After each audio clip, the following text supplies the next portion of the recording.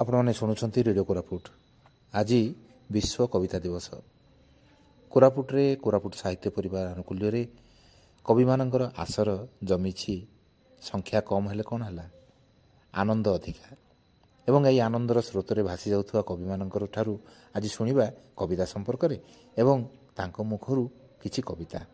ତେବେ ଆମେ ଆରମ୍ଭ କରିବା ଆମର ସମସ୍ତଙ୍କର ପୂଜ୍ୟ ଶ୍ରୀ ନାରାୟଣ ପଣ୍ଡା ସାର୍ଙ୍କ ଠାରୁ। ସାର୍, କବିତାକୁ ଆପଣ କେମିତି ଦେଖନ୍ତି? କବିତାକୁ କେମିତି ଦେଖନ୍ତି ବୋଲି କହିଲେ ମୁଁ ପ୍ରକୃତରେ ଯଥାର୍ଥ ଭାବରେ କହିପାରିବି ନାହିଁ। କାରଣ କବିତା ଏମିତି ଗୋଟେ ଜିନିଷ ଯେଉଁଟା ଦିଶେ ଆଉ ଦିଶେ ନାହିଁ, ଦେଖିଛି ଦେଖିନି। ଆମର ଦେବଦାସ ଛୋଟରାୟଙ୍କର ଗୋଟେ କବିତାର ନାଁ, କବିତା ପୁସ୍ତକର ନାଁ ଦେଖିଛି ଦେଖିନି, ବୁଝିଲେ। କାହିଁକି ସେ ନାଁଟା ଦେଇଛନ୍ତି ମୁଁ ଏବେ ଜଷ୍ଟ ରିଅଲାଇଜ୍ କରୁଛି ପଚାରିବା ପରେ। କାରଣ ଯାହା ଆସିଥିବ ସେଇଟା ଫେର୍ ତା ପର ମୁହୂର୍ତ୍ତରେ ଅନ୍ତର୍ହିତ ହେଇଥିବ। ଯାହା ଅନ୍ତର୍ହିତ ହେଇଗଲା ଭଳିଆ ଲାଗୁଥିବ ସେଇଟା ଫେର୍ ଆଖି ଆଗରେ ଝକ୍ ଝକ୍ ହେଉଥିବ। ଏମିତି ଗୋଟେ ବ୍ୟବସ୍ଥା, ଏମିତି ଗୋଟେ ଅବସ୍ଥା ଆମେ କବିତା ଦ୍ୱାରା ଭେଟୁ। ଏମିତି ଏକ ଅବସ୍ଥାକୁ ବେଳେବେଳେ ଲାଗେ ଗୋଟେ ଗୋଟେ ଜିନିଷ କିଛି ବୁଝି ହେଉନାହିଁ। ବେଳେବେଳେ ଲାଗେ କିନ୍ତୁ ଆରେ ଏଇଟା ତ ଏତେ ପାଖାପାଖି ଜିନିଷ କାହିଁକି ବୁଝି ହେବନି। ଥରେ ଦୁଇ ଜଣ କବିଙ୍କ ସମ୍ପର୍କରେ ଦୁଇ ଜଣ ଇଂରାଜୀ ଅଧ୍ୟାପକ କଥାବାର୍ତ୍ତା ହେଉଥିଲେ। ଜଣେ କବିଙ୍କୁ କହିଲେ ସେ ଅମୁକ କବିଙ୍କ ଠାରୁ ନ୍ୟୁନ ନୁହନ୍ତି। ସେଠୁ ଇଏ କହିଲେ, ଗୋଟେ କୋଟ୍ କରିଦେଲେ ଗୋଟେ ଧାଡ଼ି ଏବଂ କହିଲେ ଏଭଳିଆ ଗୋଟେ ଧାଡ଼ି ସେ କ'ଣ ଲେଖିପାରିବେ କେବେ ହେଲେ ବି? ସେଇଟା ମନେ ଅଛି ନା, ସମୁଦ୍ର ଓଳାଏ କୂଳ ଫୁଲ ଛାଞ୍ଚୁଣିରେ ଯେଉଁ କୂଳ ବାରମ୍ବାର ଅସନା ହୁଏ ଜିତ୍ ଖୋର ଜହ୍ନ ଆଲୁଅରେ। ଏଭଳିଆ ଏଇଟା ରମାକାନ୍ତ ରଥଙ୍କର କବିତା। ତାଙ୍କ ସହିତ ଆଉ ଜଣଙ୍କୁ ତୁଳନା କରିବାଟାକୁ ବିରୋଧ କରୁଥିଲେ, ଯିଏ ସେଇଟା ଏଇ ଦୁଇ ଧାଡ଼ି ଗାଇଦେଲେ ଏବଂ କହିଲେ ତାଙ୍କର ସମଗ୍ର ଅଭିୟରୁ ଏଇଭଳିଆ ଗୋଟେ ଧାଡ଼ି ବାହାର କଲେ। ଏଇ ଯେଉଁ ଧାଡ଼ିଟିଏ, ସେଥିର ଶବ୍ଦ ପ୍ରୟୋଗକୁ ଆମେ ଦେଖିବା। ରମାକାନ୍ତ ଏଇ 2-3 ଦିନ ହେଲା ଯାଇଛନ୍ତି, ତେଣୁ ତାଙ୍କ ଦ୍ୱାରା ଆମେ ପୁରା ରମାକାନ୍ତ ରଥ ଗ୍ରସ୍ତ ହେଇଯାଇଛୁ। ଆମେ ରୋଗଗ୍ରସ୍ତ ଯେମିତି ହୁଅନ୍ତି, ରମାକାନ୍ତ ରଥ ଗ୍ରସ୍ତ ହେଇଯାଉଛୁ। ସବୁ କଥାରେ ଆକ୍ଚୁଆଲି ସେ ମନେ ପଡ଼ୁଛନ୍ତି। ତେବେ କବିତା ମୁଁ ବହୁତ ପିଲାଦିନରୁ ପଢ଼ିଛି। ମୋର ମନେ ଅଛି ଶ୍ରୀରାମଲୀଳା, ସଦାଶିବ ଦାସ କୃତ ଶ୍ରୀରାମଲୀଳା ମୋ ମା' ମାନେ ହାତରେ ତା ନିଜର ମୁଣ୍ଡ ଥୋଇକରି ସେ ମୋଡ଼ିକରି ସେ ବହିଟାକୁ ଆମ ଘରେ 4 ଥର କି 5ଟା କପି ଅଣା ହେଲା ସେଇ ବହି। କାରଣ ସେ ମୋଡ଼ିଦେଲେ ତାର ଇଏ ଗୁଡ଼ାକ ଛିଣ୍ଡିଯିବ। ସେଇଥିରୁ ଏଇ ଯେଉଁ କବିତା ଗୁଡ଼ାକ ସବୁ ଥିଲା, ଯାହାର ବାଣ ବ୍ରହ୍ମାଣ୍ଡ ଦହିପାରେ ତାକୁ ମାଇଲା ପ୍ରଶସ୍ତ ଛାର ହେ, କିମ୍ବା ଆହେ ଧନୁର୍ଦ୍ଧର ବୀରବର ହାତେ ନଥିଲା କି ଧନୁସର ଇତ୍ୟାଦି ଇତ୍ୟାଦି, ସେଇଗୁଡ଼ାକରୁ ଆସିଛି। ତାପରେ କିଛି ବାଟ ଗଲା ପରେ ନିଆଁ ଖୁଣ୍ଟା ପଢ଼ିବାଟା ବି ମୋର ବହୁତ ପୁରୁଣା ଦିନର। ଗୋଦାବରୀ ମହାପାତ୍ର ଆଉ କୃଷ୍ଣଚନ୍ଦ୍ର କ'ଣ ସେ ଆମ ବାଣପୁର କବି କୃଷ୍ଣଚନ୍ଦ୍ର ତ୍ରିପାଠୀ, କବି କୃଷ୍ଣଚନ୍ଦ୍ର ତ୍ରିପାଠୀ, ଏଇମାନଙ୍କର କବିତା ଦ୍ୱାରା ମଧ୍ୟ ମୁଁ ତ ମୋହରି କୁଟିରେ ଗୁଣୁ ଗୁଣୁ ଗୀତ ଗାଏଗୋ, ସେ ତ ଜାଣି ଶୁଣି ଆସି କଥା ପଦେ ମୋତେ କହେ ନା, ମୁଁ ତ ମରମେ କେତେ ତାକୁ ଭଲ ପାଏଗୋ, ତାର ଟିକକ ନିନ୍ଦା ନିମିଷେ ମୁଁ ବାରେ ସାଏ। କୃଷ୍ଣଚନ୍ଦ୍ର ତ୍ରିପାଠୀ। ଏବଂ କୃଷ୍ଣଚନ୍ଦ୍ର ତ୍ରିପାଠୀ ମୋତେ ସାଙ୍ଗ ଜୁଟେଇଛନ୍ତି। ଏଇ ଗୀତ ଗାଇଲା ବେଳକୁ ମୋତେ ବିପ୍ର ଆଚାର୍ଯ୍ୟ କହିଲା, ଏଇଟା ଆମ କବି, ମୋର କବି ସେ ବୋଲି କହିଲେ। ତେଣୁ କବିତା ସମ୍ପର୍କରେ ଯେଉଁଠି କଥା ପଡ଼େ, ମୋତେ ଲାଗେ ଯେ ସେଇଠି ଜୀବନଟା ପାଳୁଛି ନୁହେଁ, ଜୀବନଟା ମାନେ ଇଏ ହେଉଛି ଜନ୍ମ ନେଉଛି ନୁହେଁ, ଜୀବନଟା ସେଠି ଫୁଟି ଯାଉଛି ପୁରା। ମୋତେ ସେଇଭଳିଆ ଲାଗେ। ଗୋଟେ କବିତାଟା ଆମେ ଶୁଣିବାକୁ ଚାହିଁବୁ। କବିତା ମୋ କବିତା ନା ଆପଣଙ୍କ କବିତା ଆପଣ ଭଲ କବିତା ତ ଯଦି ଶୁଣିବା ପାଇଁ ଚାହିଁବେ, ମୁଁ ସେଇ ଗୋଦାବରୀ ମହାପାତ୍ରଙ୍କର ଗୋଟେ କବିତା ଗାଇବି ଯେ ତୁମେ ଯେତେବେଳେ ବଦନ ଉପରେ ଟେକ, ମୋ ମନ ଭିତରେ ବିରାଟ ଆକାଶ ଏକ, ଦିଗ୍ବଳୟର ବାରିପାରେ ନାହିଁ ସୀମା, ମୋ ଆଖିରେ ତୁମେ ସେତେବେଳେ ନିରୁପମା। ତୁମେ ଯେତେବେଳେ ବଦନ ତଳକୁ ପୋତ, ମୋ ମନ ସାଗରେ ବିରାଟ ଗୋଟିଏ ପୋତ, ଅଧେ ପାଣି ତଳେ ଅତଳ ଗର୍ଭେ ଥାଇ ଉପମା ଦେବାକୁ ଉପମା ନ ପାଏ ନାହିଁ। ବାହାରେ ଭିତରେ ସବୁବେଳେ ତୁମେ ଥାଇ ଏତେ ରୂପ ସତେ ବହକି ମୋହରି ପାଇଁ। ଗୋଟେ ଧାଡ଼ି ବୋଧେ ଭୁଲ ହେଇଗଲା। ଏଇଟା ହେଉଛି ଗୌରାବେଶ ମହାପାତ୍ରଙ୍କର ଓଡ଼ିଆ ପ୍ରେମ କବିତା ସଂକଳନ, ଯେଉଁଟା ରବି ସିଂ ଆଉ ଆଉ ତାଙ୍କର ଜଣେ ବନ୍ଧୁ ମିଶି କରିଥିଲେ। ରବି ସିଂ ଏବଂ ରବି ନାରାୟଣ କ'ଣ ଗୋଟେ ମୋର ମନେ ପଡ଼ୁନି, ଦୁଇ ଜଣ ମିଶି କରିଥିଲେ। ତାର ପ୍ରଥମ କବିତା ହେଉଛି ଏଇଟା। ଧନ୍ୟବାଦ ସାର୍, ଆପଣଙ୍କ ପାଖରେ ଆମେ କୃତଜ୍ଞତା ଜଣାଉଛୁ। ମୋର ଗୋଟେ କବିତା, ହଁ ସାର୍, ଆପଣଙ୍କର ନିଜସ୍ୱ କବିତା। ହଁ ନିଜସ୍ୱ, ମୁଁ ଲେଖୁଥିଲି ସେଗୁଡ଼ାକ ଇଣ୍ଟରମିଡ଼ିଏଟ୍ ପଢ଼ିଲା ବେଳେ। ତୁମକୁ ନେଇ ଗୋ କଳ୍ପନା କରିବାରେ ବଞ୍ଚିବା ଲାଗି ପ୍ରେରଣା ମୁଁ ଖୋଜି ପାଏ। ତୁମକୁ ନେଇ ଗୋ କଳ୍ପନା କରିବାରେ ବଞ୍ଚିବା ପାଇଁ ପ୍ରେରଣା ମୁଁ ଖୋଜି ପାଏ। ଚନ୍ଦାଲୋକର ବନ୍ୟା ଭିତରେ ତୁମ ଧରରୁ ମଧୁମୁହି ଛାଣି ନୁହେଁ। ଜାଣେ ନାହିଁ ମୁହିଁ ତୁମ ଅନ୍ତର କେଉଁ ନିଭୃତ କଣେ। ରଖିଛ କି ନାହିଁ ମୋର ଲାଗି ତୁମେ ଅଳ୍ପ ଟିକିଏ ଥାନ।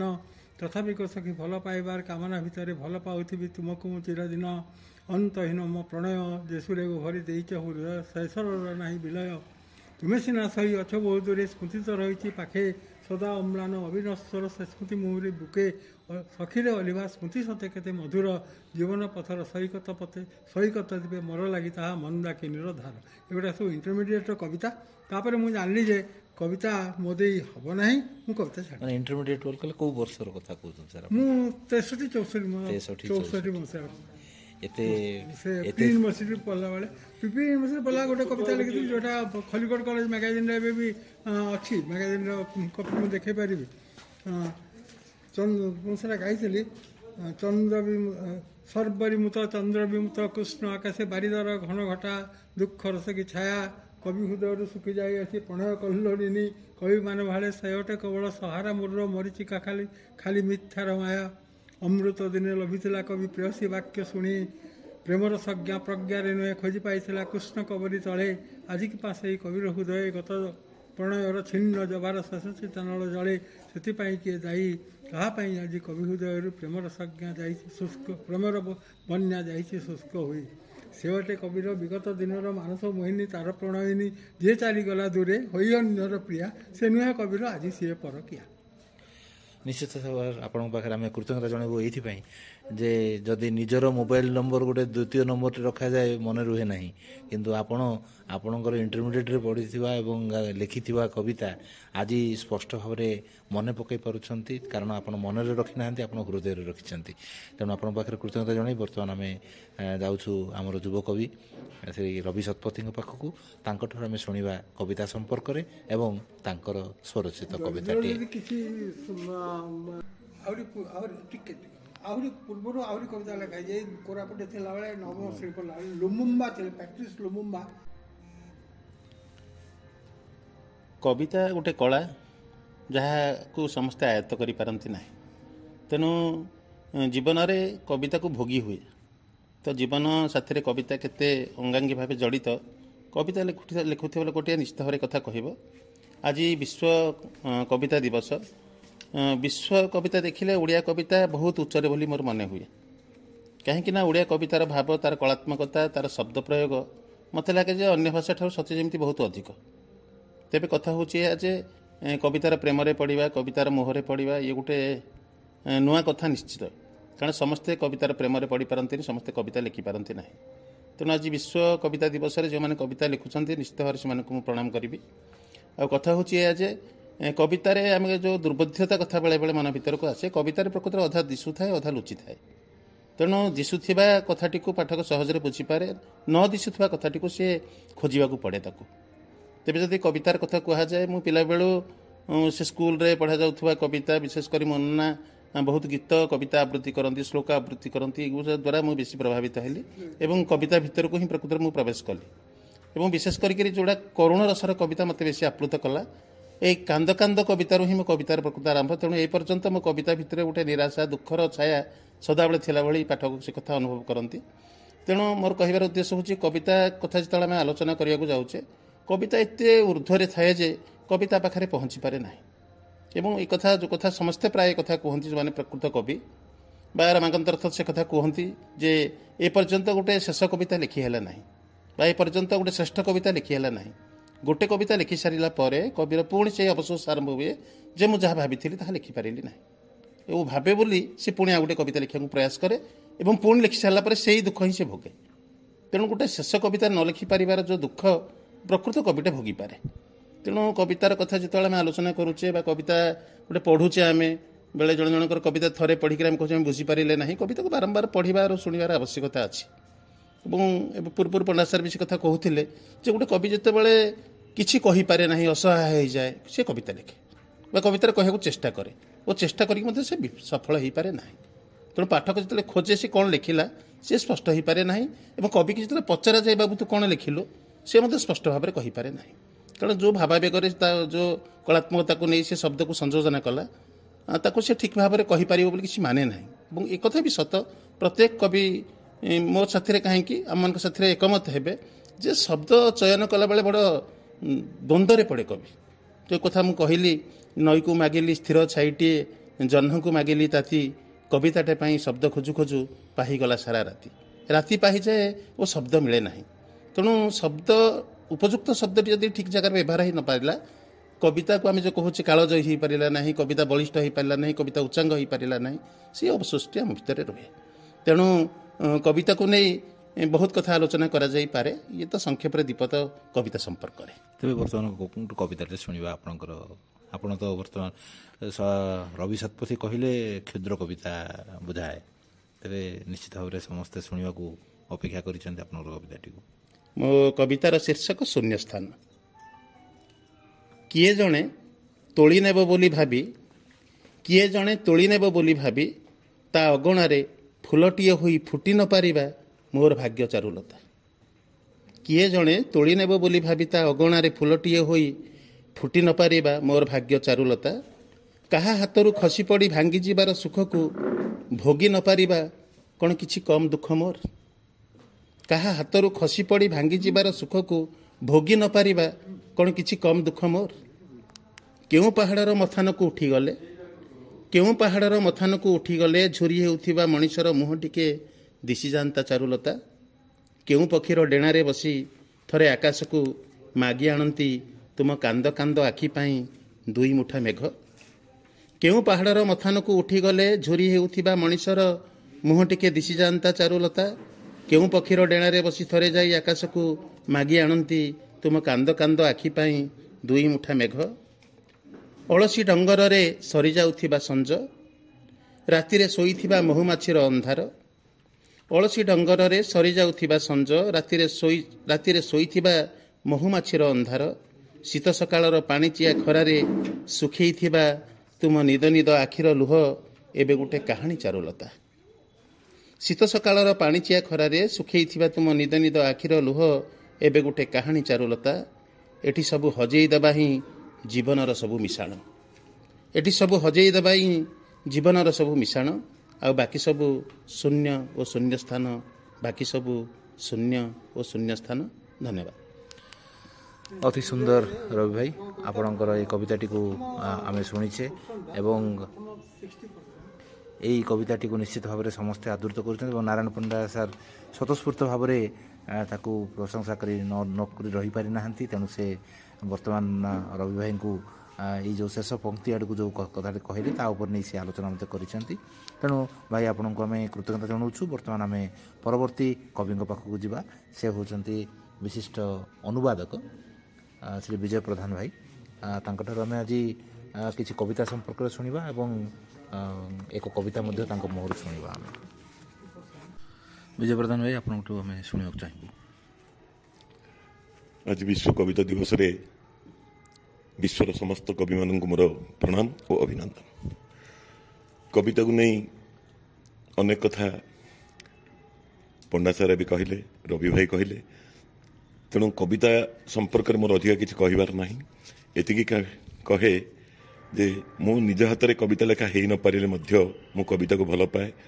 ଓଡ଼ିଆ ଭାଷାର କବିତା ଏବଂ ଅନ୍ୟ ପ୍ରାନ୍ତୀୟ ଭାଷାମାନଙ୍କର କବିତା ମୁଁ ପଢ଼େ ଏବଂ ଯେହେତୁ ଦୀର୍ଘ 5 ଦଶନ୍ଧି ଧରି ମୁଁ ଅନୁବାଦ କରୁଛି, ତେଣୁ ସେମିତି ଏ କବିତାକୁ ନେଇ ଗୋଟାଏ ନେପାଳୀ କବିତାର ଓଡ଼ିଆ ଅନୁବାଦ ମୁଁ ଆପଣମାନଙ୍କ ଆଗରେ ଶୁଣେଇବି ଆଜି।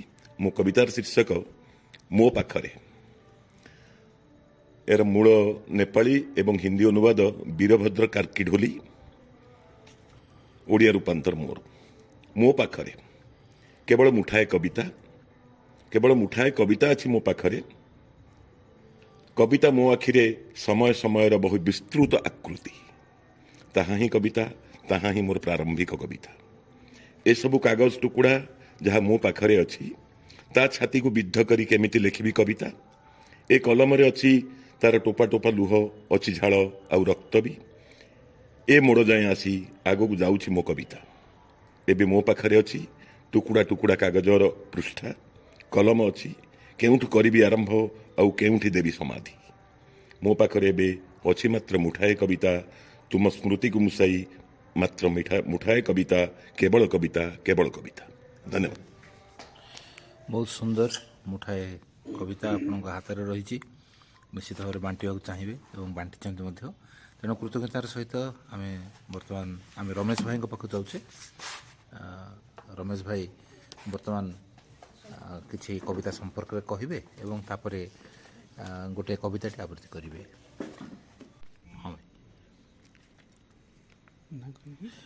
आप ये किसी कविता भी संपर्क में कहे साहित्यर कविता हूँ एक बलिष्ठ विभव बिना कवितार साहित्य केवे समृद्ध नुह तेणु कविता जुगे जुगे तार श्रेष्ठत्व प्रतिपादन कर साहित्य कविता को मु बहुत भल पाए कविता यही कविता को भल पाए जो कविता मते बुझी हुए एवं हृदय को छुए जहाँ कहती जे कविता दुर्बोध्य ताहा नुह कवितार भी मध्य अति सुंदर भाव रही तार भाषा रही ताकू हृदयंगम करने आवश्यक। आज को कविता आप आज रमाकांत रथंक मोर भय कविता कवितार शीर्षक भय ठीक जेते बेले राति होइथिला बार ठीक जेतेबेले राति होइथिला बार निर्जन पथ यातायात नाही काहार सेतेबेले मु गो अवश्य चरणे चालिली सेतेबेले मु गो अवश्य चरणे चालिली परिचित घर दुकान रहिला पछरे चाली चाली जेबे सारा सहरटा बुलिली घुरिली मते जणागला पछे मोर किए आसुची मते जणागला पछे मोर किए आसुची मोर गतिपथ निरेखी निरेखी देखुची पश्चाते मु गो लेउटी चमकी चाहिली पश्चाते मु गो लेउटी चमकी चाहिली कलिजा बरफ होईगला जहाँ देखिली कलिजा बरफ होईगला जहाँ देखिली सारा जीवनर निष्ठुर भाव मोहर सारा जीवनर निष्ठुर भाव मोहर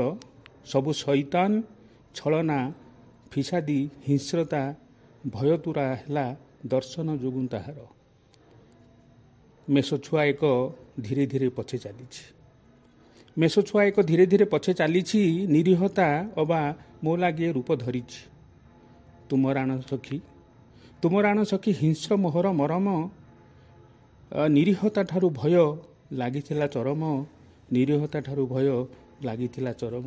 धन्यवाद। धन्यवाद रमेश भाई। बर्तमान आम परवर्ती पर्यायर शुणा डॉक्टर प्रीतिधारा सामल साहित्य संपर्क में द्विपद एवं तापर तांकर जो कविताटी को पढ़ाई से मनस्थ करिसेंती से संपर्क में। आज विश्व कविता दिवस एवं यही दिवस रे मु रेडियो कोरापुटर समस्त श्रोता को अभिनंदन जनाऊँगी एवं विश्व कविता दिवस ए वर्षर जो प्रसंगटी रही जे शांति एवं एकता पई कविता गोटे सेतु हो मु आशा करी यही भावटी समस्त मनरे उद्रेक हो एवं कविता ही सतरे गोटे समावेश करे एवं विभिन्न मनीषों को आनिक एकाठी करे।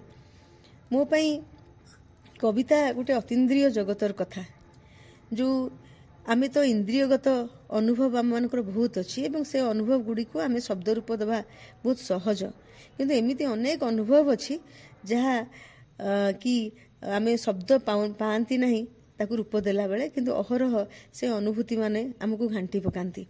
कविता से ही सबू अप्रकाश्य अनुभूतिर कथा कहे अनुभवर कथा कहे से गोटे सूक्ष्म कला एवं से अहरह କବିଟି ଶବ୍ଦ ଖୋଜିବାରେ ଲାଗି ରହିଥାଏ ଏବଂ ଚେଷ୍ଟା କରେ ଯେଉଁ କଥା ଗୁଡ଼ାକ କହି ହୁଏନି କିନ୍ତୁ ନ କହିଲେ ସେ ରହିପାରିବନି। ତେଣୁ କବିତା ସମଗ୍ର କବିତା ଗୋଟେ ବିନ୍ଦୁରେ, ଗୋଟେ ଶବ୍ଦରେ, ଗୋଟେ ବାକ୍ୟରେ ଥାଏ ଏବଂ ବାକି ସବୁ ଗୁଡ଼ାକ ନିର୍ମାଣ। ତେଣୁ କବିତା ଆମକୁ ଗୋଟିଏ ଇନ୍ଦ୍ରିୟଗତ ଜଗତରୁ ଉତ୍ତରିତ କରିକି ଇନ୍ଦ୍ରିୟାତୀତ କରିଦିଏ ଏବଂ ପ୍ରତ୍ୟେକ ପାଠକ ସେଇ ଅନୁଭବଟି ପାଏ। କବିତା ଯଦି ସେ ବୁଝିପାରୁଛି ତାହେଲେ ସେ କବିତାର ଲେଖକ ସେଠି ଗୌଣ ହେଇଯାଏ, ପାଠକ ସେଠି ମୁଖ୍ୟ ହେଇଯାଏ। ପାଠକ ଭିତରେ ସେ ଲେଖକର ଅନୁଭୂତି ସଞ୍ଚରିଯାଏ ଆଉ କବିତା ସାର୍ବଜନୀନ ହେଇଯାଏ। ଇଏ ହେଉଛି କବିତାର ସବୁଠୁ ବଡ଼ ସାମର୍ଥ୍ୟ। କବିଟିଏ ଲେଖିଲା କିନ୍ତୁ ପାଠକଟି ତାକୁ ଭୋଗିଲା। ଏଇଟା ଚମତ୍କାର ଜିନିଷ ଏବଂ ପାଠକ ଭାବେ ଯେ ଏଇ ଅନୁଭୂତି ବି ତ ମୋର ଥିଲା କିନ୍ତୁ ମୁଁ ଏପର୍ଯ୍ୟନ୍ତ କହିପାରୁନଥିଲି କେମିତି। ଏବଂ ସିଏ କବିର ଚେତନା ଆଉ ପାଠକର ଚେତନା ସେଇ ଜଗତରେ ଯାଇ ଏକ ହେଇଯାଏ। ତେଣୁ କବିତା ହେଉଛି ଗୋଟିଏ ଅତି ସାଂଘାତିକ ଅସ୍ତ୍ର ଏବଂ ସେ ଅସ୍ତ୍ରରେ ବହୁତ କିଛି କରିବାର, ସେ ଅସ୍ତ୍ରର ବହୁତ କିଛି କରିବାର ସାମର୍ଥ୍ୟ ରଖେ ବହିର୍ଜଗତରେ ନୁହେଁ ଅନ୍ତର୍ଜଗତରେ। ତେବେ ବର୍ତ୍ତମାନ ଆପଣଙ୍କର ଯେଉଁ କବିତାଟିକୁ ଚୟନ କରିଛନ୍ତି ତାକୁ ଶୁଣିବା ଆମେ। ମୋର ପ୍ରିୟ କବି ରମାକାନ୍ତ ରଥ ଏବେ ସିଏ ଇହଧାମ ତ୍ୟାଗ କରିଛନ୍ତି କିନ୍ତୁ ତାଙ୍କ କବିତା ମାନଙ୍କ ଦ୍ୱାରା ସେ ଅହରହ ଆମ ପାଖରେ ଏବେ ବି ଅଛନ୍ତି। ଆମେ ବି ଏଇଠି ଯେଉଁ ସମାବେଶ କରିଛନ୍ତି ସେ ଆମ ପାଖରେ ଏଇଠି କେଉଁଠି ଉପସ୍ଥିତ ଅଛନ୍ତି। ତାଙ୍କର ଅନେକ କବିତା ଭିତରୁ ଅନ୍ୟତମ ଗୋଟିଏ କବିତା ଯେଉଁଟା ମୋର ପ୍ରିୟ, ସେ କବିତା ଛୋଟିଆ କବିତାଟିଏ, ଜହ୍ନରାତି। ଯେତେକ ପଡ଼ିଆ ଜମି ସବୁ ମିଶି ଗୋଟିଏ ସଫେଦ ବିଛଣା ଚାଦର, ଯାର ଶେଷ କାହିଁ ଆରମ୍ଭ ବି କାହିଁ, ଠିକ୍ ମୋର ଦେହ ପରି। ଆକାଶ ବି ପ୍ରାୟ ତମ ପରି, ବେଳେ ବେଳେ ମନେ ହୁଏ ମୁଁ ଆକାଶ, ପ୍ରଶସ୍ତ ଅଥଚ ଫାଙ୍କା, ଏବଂ ଦେଖୁଅଛି ପୃଥିବୀ ଯେପରି। ତମେ ଠିକ୍ ସେହିପରି ମେଲା କରିଅଛ ହାତମାନ, ଯେଉଁଠାରେ ଓହ୍ଲାଇଲେ ସେଇଠାରେ ତମ ଆଲିଙ୍ଗନ। ଦୂରରେ ଦିଶୁଛି ଜମି, ଦୂରରେ ଦିଶୁଛି ଜମି ଓ ଆକାଶ ମିଶିବାର ଭ୍ରମ। ତମେ ହେଲେ ଉଡ଼ି ଆସ ପ୍ରବାସରୁ ହେ ମୋ ବିହଙ୍ଗମ। ମୁଁ ଏଠାରୁ ପାରିବିନି ଘୁଞ୍ଚି କାଳେ ଜହ୍ନ ବୁଡ଼ିଯିବ, କାଳେ ମୁଁ ଫେରିଲା ବେଳେ ସୂର୍ଯ୍ୟାଲୋକେ ବାଟ ନ ଦିଶିବ। ବହୁତ ସୁନ୍ଦର କବିତା। ନିଶ୍ଚିତ ଭାବରେ ଆପଣ ଯାହା କହିଲେ ରମାକାନ୍ତ ରଥ ଆମଠାରୁ ଦୂରେଇ ଯାଇନାହାନ୍ତି, ସେ ନିଶ୍ଚିତ ଭାବରେ ଏଠାରେ ରହିଛନ୍ତି ଏବଂ ଏହି କବିତା ଗୁଡ଼ିକ ମାଧ୍ୟମରେ ସେ ଜାଣୁଛନ୍ତି ଯେ କୋରାପୁଟ ତାଙ୍କୁ କେତେ ଭଲ ପାଉଛି, କୋରାପୁଟର ଆମେମାନେ ତାଙ୍କୁ କେତେ ଭଲ ପାଉଛେ। ଧନ୍ୟବାଦ, ପୁଣି ଥରେ କୃତଜ୍ଞତା ଜଣାଉଛୁ। ପରବର୍ତ୍ତୀ ବର୍ତ୍ତମାନ ଶେଷରେ ଆମେ ମଧୁସୂଦନ ଭାଇଙ୍କ ଠାରୁ ଆମେ ଶୁଣିବା ବିଶ୍ୱ କବିତା ଦିବସ ଏବଂ କବିତା ସମ୍ପର୍କରେ ଏବଂ କବିତା ସ୍ୱର୍ଗାରୋହଣ କରିଥିବା ଓଡ଼ିଶା ତଥା ଭାରତର ବିଶିଷ୍ଟ କବି ରମାକାନ୍ତ ରଥଙ୍କର ଚର୍ଚ୍ଚିତ କବିତା ଲଣ୍ଠନ। କିରୋସିନୀ, କିଛି ଧୂଆଁ, ପତିଶିଖା ଏବଂ କିଛି କୀଟ, ଏ ସମସ୍ତ ଏକାକାର ଏ ଧାତବ ପରିବେଷ୍ଟନୀରେ, ଏ କଳେଇ ଛଡ଼ା ଟିଣ ପେଟ ତଳେ ଅଗ୍ନିର ସମୁଦ୍ର। ଢେଉ ଭାଙ୍ଗି ଚଳୁଅଛି ଉଭୟଙ୍କ କୃଷ୍ଣ ରଜନୀରେ। ନିଆଁ ଜଳେ ପୋଷା ମାନି ଏଇ ଟିଣର ପରିଧି, ସର୍କସର ବାଘ ପରି ଏ ଦୁର୍ଦ୍ଦାନ୍ତ ନିଆଁ ସୁନା ପିଲା। ସତେବା ଏ କଳା କଳା ଟିଣ ସଙ୍ଗେ ପରିଚୟ ନାହିଁ, ସତେବା ସେ ଜାଣେ ନାହିଁ କିପରି ଏ ଲଣ୍ଠନ ତାତିଲା। ତମେ ଯିଏ ମୌସୁମୀର ଆଳସ୍ୟକୁ ପତା ତଳେ ଖୁନ୍ଦି, ଦୋଳା ସଞ୍ଚାଳନ ପାଇଁ